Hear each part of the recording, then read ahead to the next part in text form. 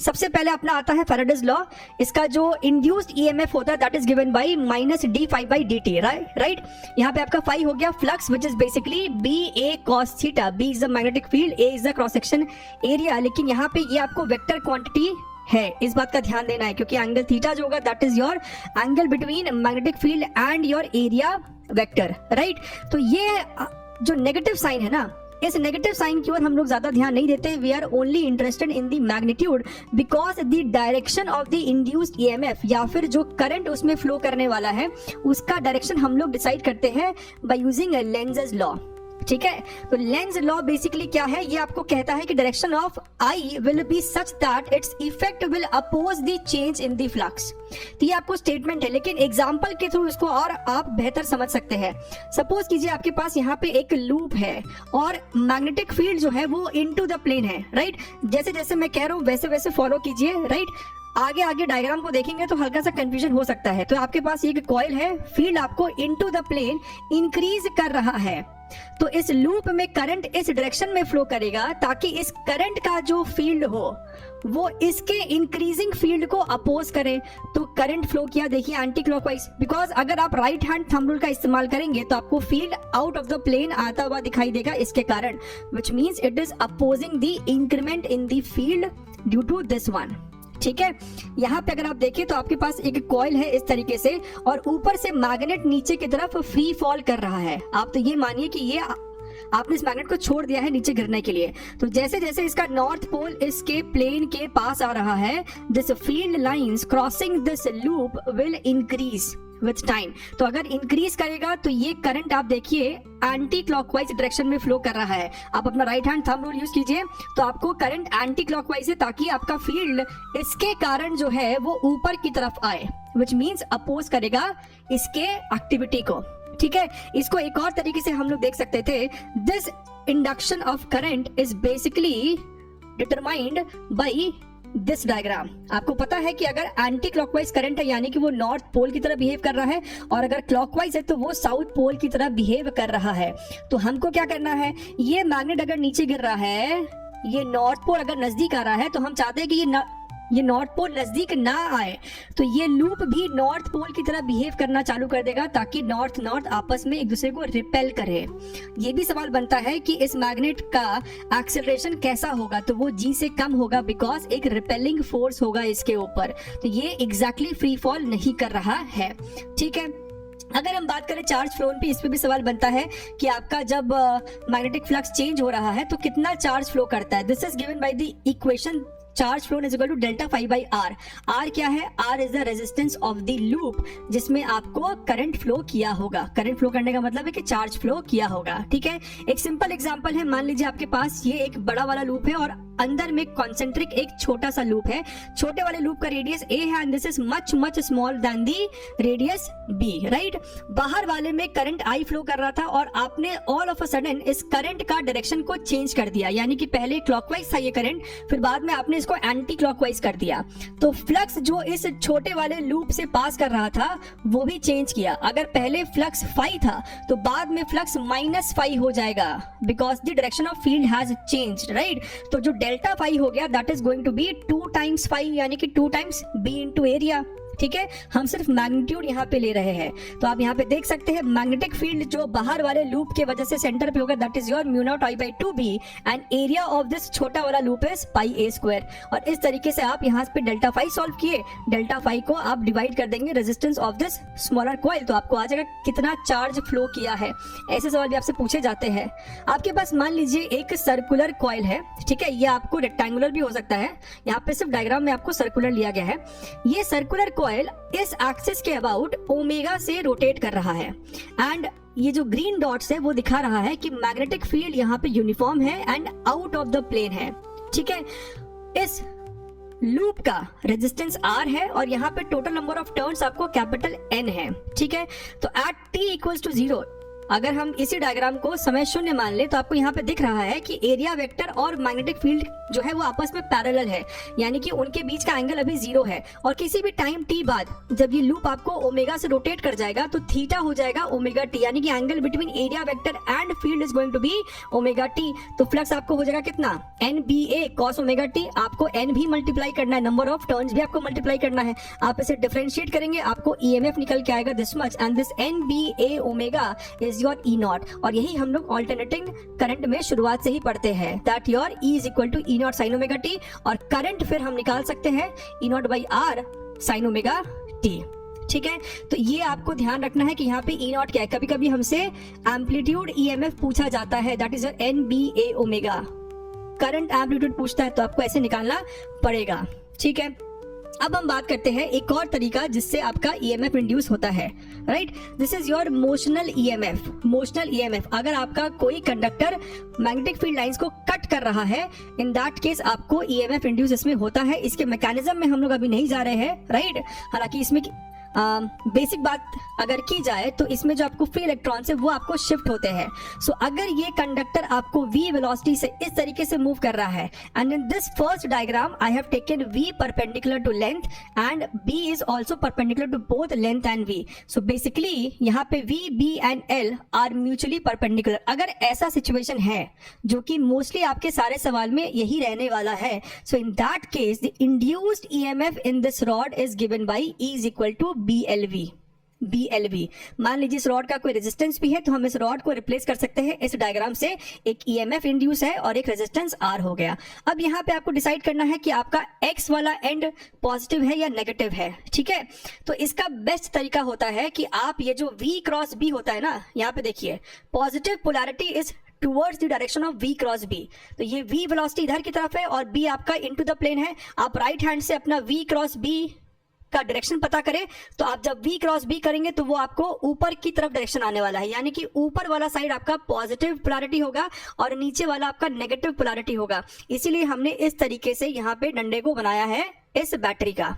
ठीक है, इस बात को फिर से मैं रिपीट कर रहा हूं कि कैसे आप इसको जज कर सकते हैं V क्रॉस B के डायरेक्शन से। अब आपको क्रॉस प्रोडक्ट से डायरेक्शन समझ में आना चाहिए। उसके लिए अगर आपका वीक है ये टॉपिक तो आप प्रैक्टिस करें कि how to find the direction of V cross B या कोई भी क्रॉस प्रोडक्ट का डायरेक्शन क्या होता है।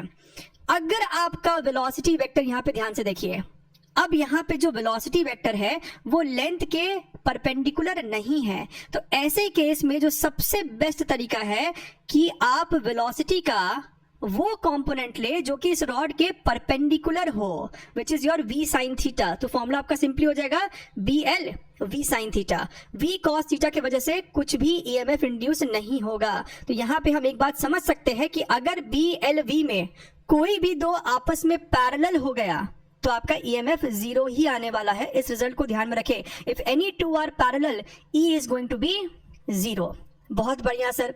अगर आपका कोई रैंडम शेप का वायर है, सीधे एग्जांपल की तरह समझते हैं। मान लीजिए आपके पास ये एक रैंडम शेप का वायर है, ये आपका X वाला एंड है, ये आपका Y वाला एंड है और ये V वेलोसिटी से ऊपर की तरफ ऐसे मूव कर रहा है। फील्ड आपको इनटू द प्लेन है, तो आप क्या कर सकते हैं, इस X और Y को एंड, इन दोनों एंड्स को ज्वाइन करने वाला जो लाइन है ना, आप इस पूरे कंडक्टर को उस स्ट्रेट वायर से रिप्लेस कर सकते हैं और जितना EMF इसमें इंड्यूस होगा उतना ही EMF इसमें भी इंड्यूस होता है। तो आप इस शेप की जगह इस वाले शेप के लिए सॉल्व कर लीजिए और इसको सॉल्व करना तो बड़ा ही आसान है। BLV आप करेंगे, आपका आंसर निकल के आ जाएगा।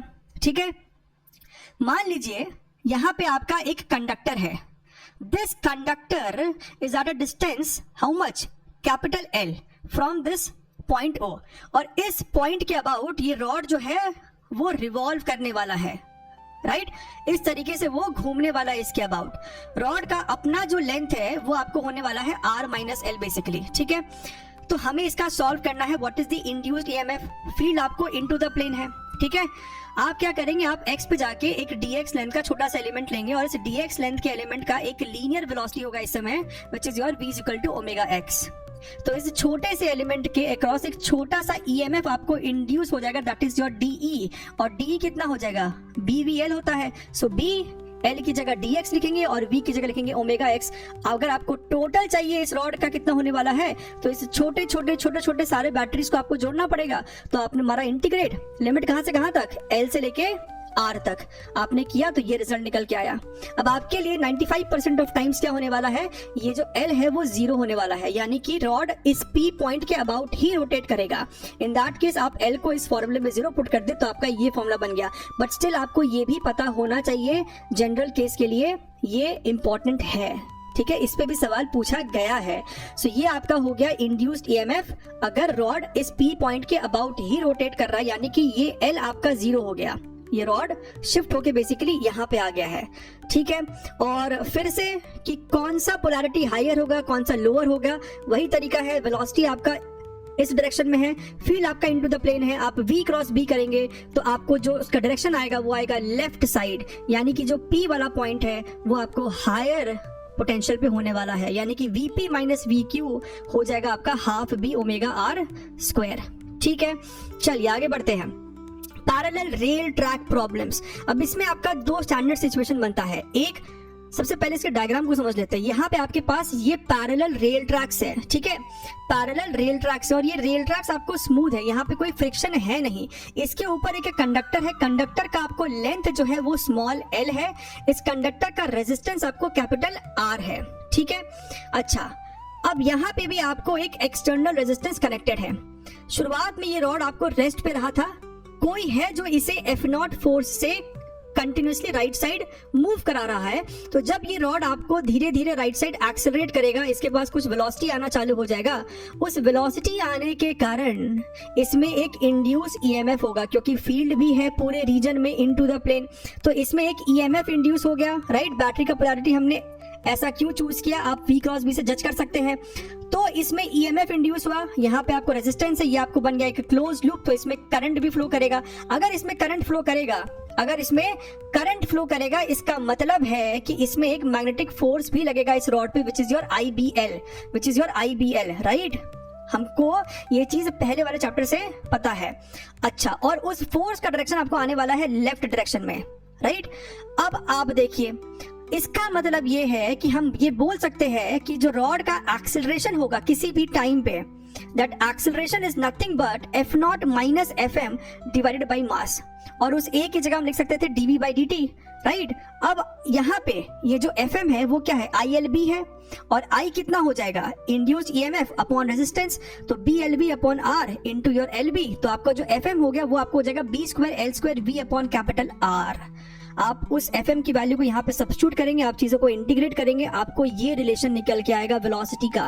Velocity of this rod at any given time t कितना होगा। अगर आप यहाँ पे t की जगह इन्फिनिटी पुट करें, यानी कि एट स्टेडी स्टेट, तो वेलोसिटी को हम लोग फिर बोलते हैं टर्मिनल वेलोसिटी, यानी कि वो वेलोसिटी आपका हो जाएगा F0 R upon B square L square. ये वो वेलोसिटी है जब आपका एक्सटर्नल फोर्स और मैग्नेटिक फोर्स आपस में बैलेंस हो जाता है। And after that terminal velocity we have one more interesting observation, that power delivered by this external agent वो कितना हो जाएगा, F0 into VT, that power is exactly equal to the power dissipated across the resistor. तो अगर आपसे कोई resistor के across का पावर पूछता है तो आप simply power delivered by the external agent भी सॉल्व कर सकते हैं, ठीक है। दूसरे केस में यहाँ पे रेजिस्टेंस की जगह एक कैपेसिटर है, तो फिर से वही कहानी है। किसी भी टाइम t पे मान लीजिए कि इस रॉड के पास कोई v वेलोसिटी है, अगर रॉड के पास v वेलोसिटी है तो इसमें EMF इंड्यूस हो जाएगा BLV, तो इस कैपेसिटर में जो चार्ज हो जाएगा वो हो जाएगा आपको C into E which is CBLV, right.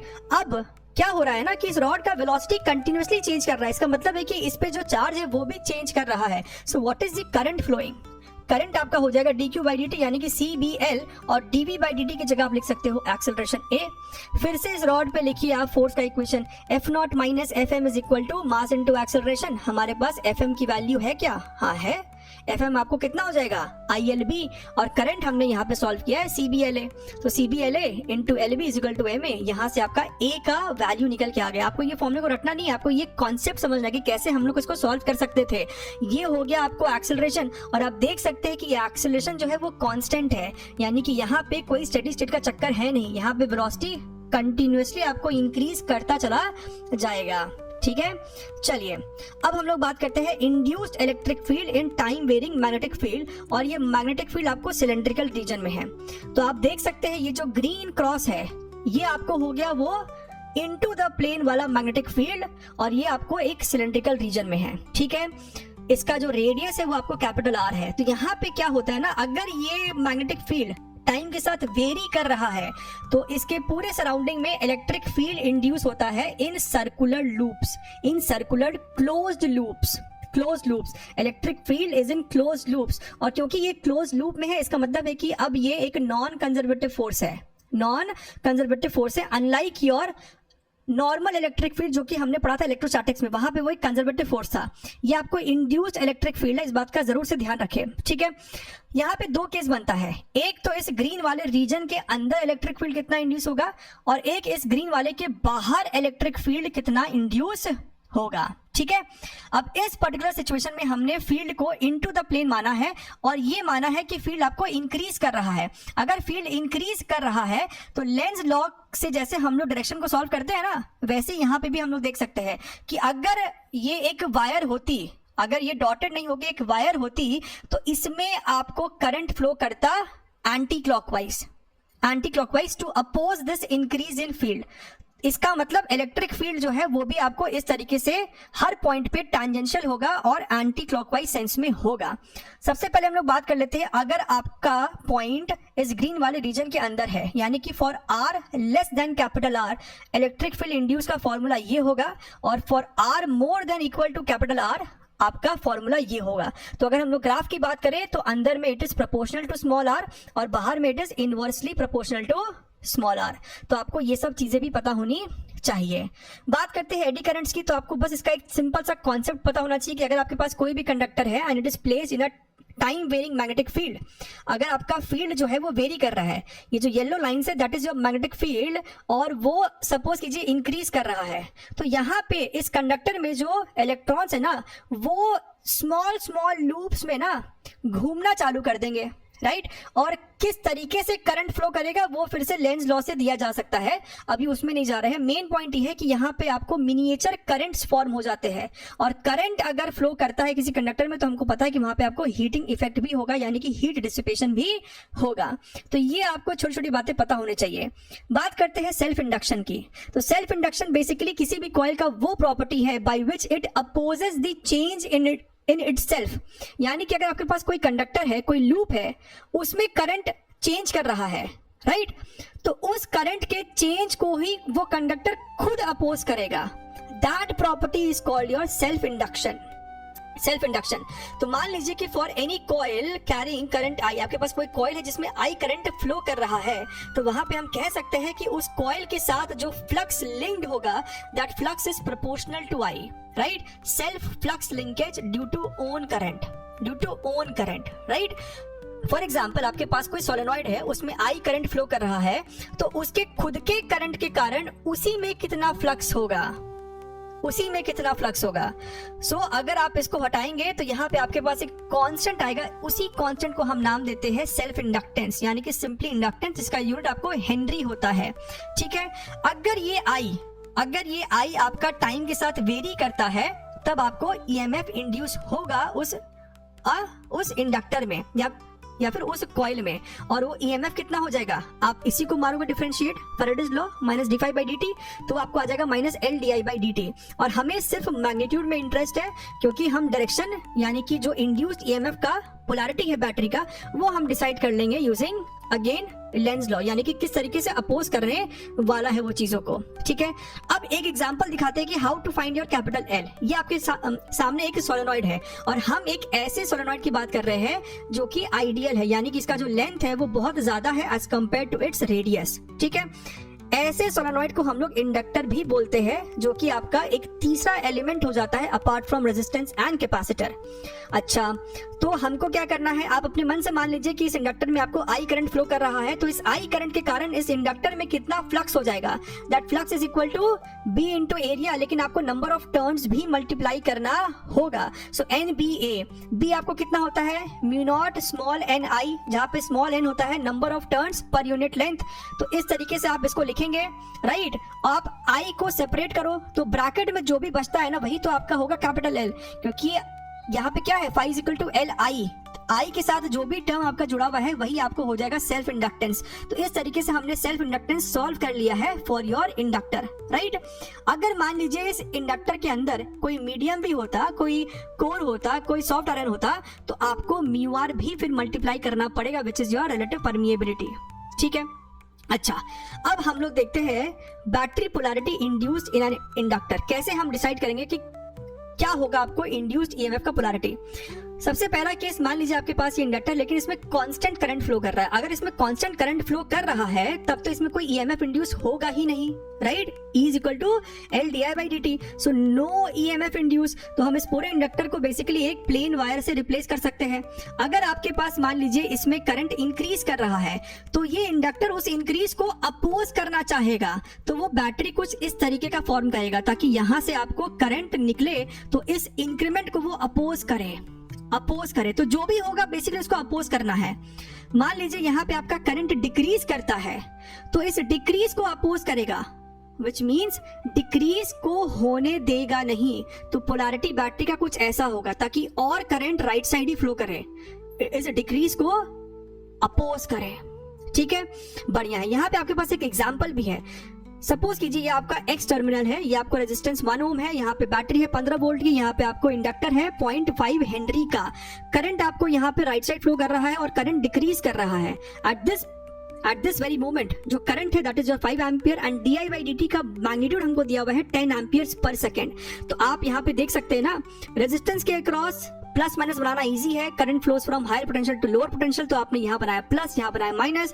Battery का तो डिफाइंड होता है और इस इंडक्टर में आप अगर आप ध्यान से देखिए तो आपका करंट जो है वो डिक्रीज कर रहा है। तो अगर करंट डिक्रीज करता है तो माइनस प्लस बनाते हैं, तो ये हो गया माइनस प्लस। अब आपको लिखना है Vx माइनस Vy। आपसे सवाल में पूछ सकता है what is the Vx minus Vy value.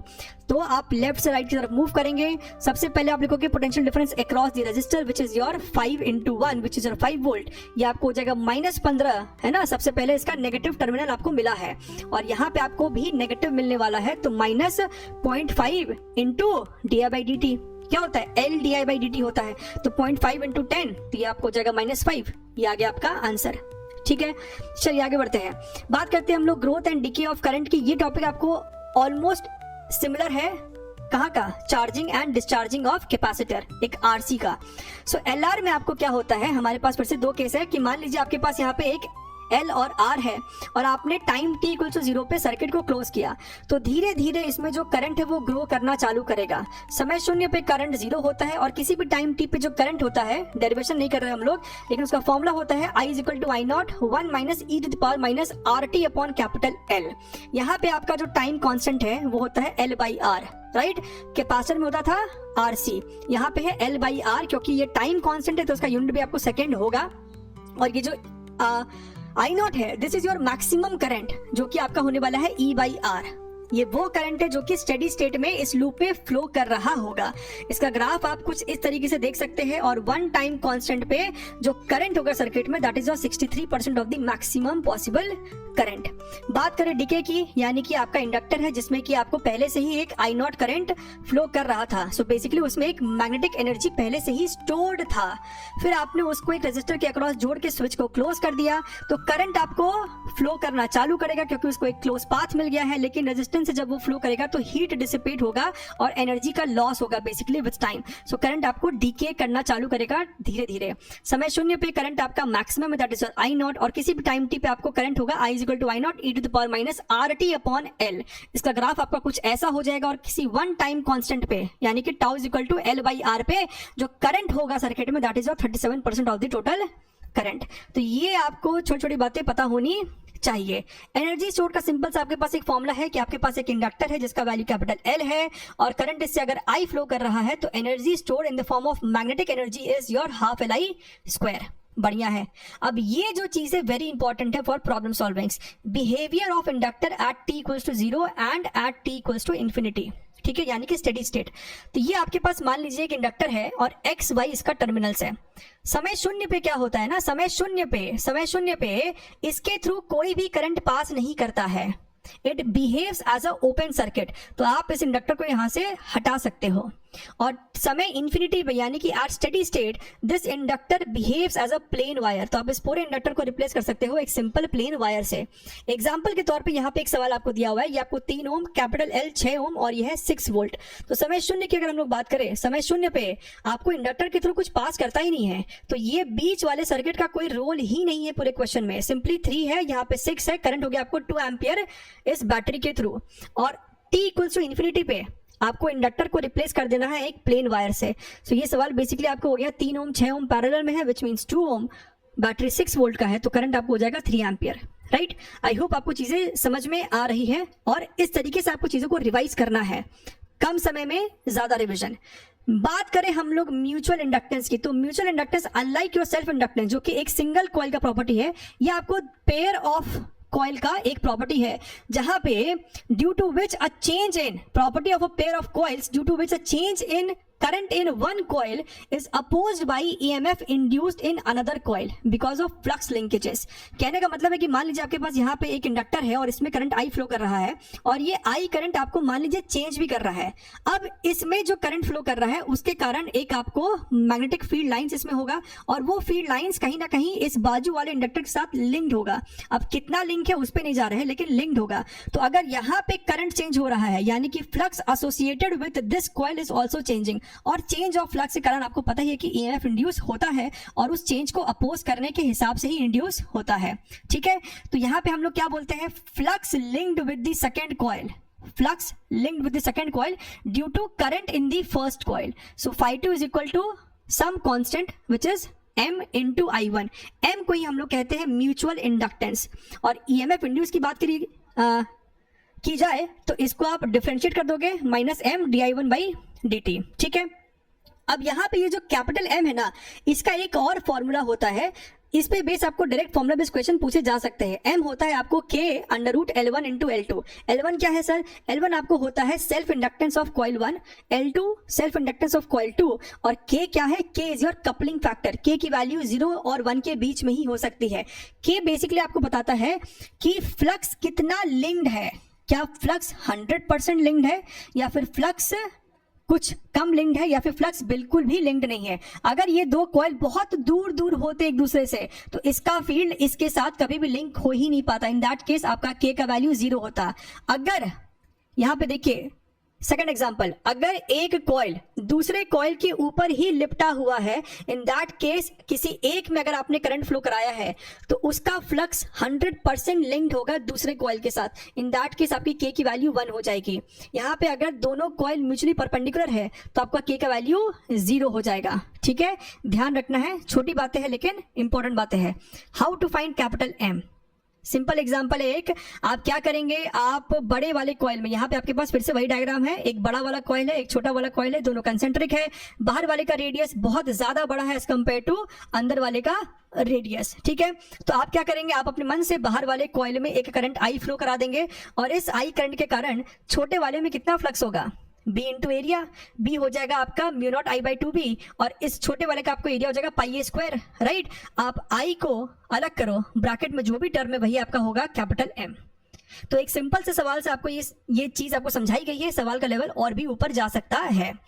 बात करते हैं अपने LC ऑसिलेशन की। यहाँ पे आपको सर्किट में सिर्फ L होगा, सिर्फ C होगा, देयर इज नो रेजिस्टर। अगर सिस्टम में रेजिस्टर ही नहीं है इसका मतलब है कि सिस्टम का एनर्जी हमेशा कांस्टेंट होगा, there is no heat dissipation.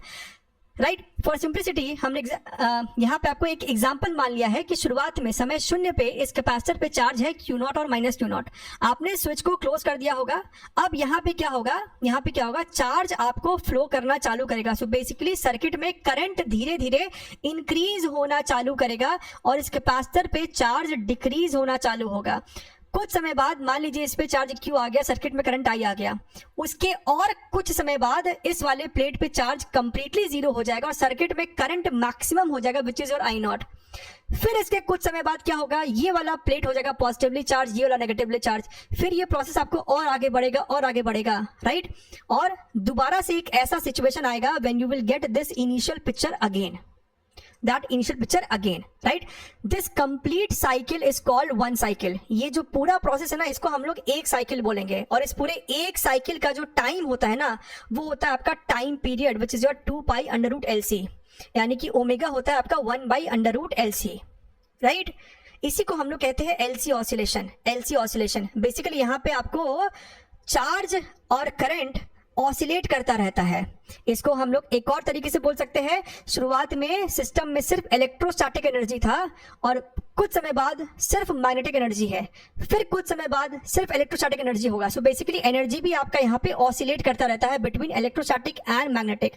कभी कभी दोनों रहता है, थोड़ा सा ये और थोड़ा सा ये, राइट। तो एक और हम लोग यहाँ पे चीज देख सकते हैं कि आपका टोटल एनर्जी हमेशा कांस्टेंट होगा। कहने का मतलब है अगर यहाँ देखें तो शुरुआत में सिर्फ और सिर्फ इलेक्ट्रोस्टैटिक एनर्जी है विच इज योर Q0² यहाँ पे आपको दोनों है। So this energy should be equal to Q² plus half LI², और यहाँ पे आपको सिर्फ हाफ LI0² है।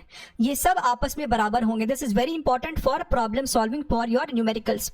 अगर हम बात करें किसी जनरल इक्वेशन की, सो किसी भी मोमेंट पे जो चार्ज Q होता है that is given by Q0 sin ωt plus phi and current is I0 cos ωt plus phi, ठीक है। अगर हम इस डायग्राम की बात करें, यहाँ पे आपको हमने क्या बोला, समय शून्य पे चार्ज है Q0।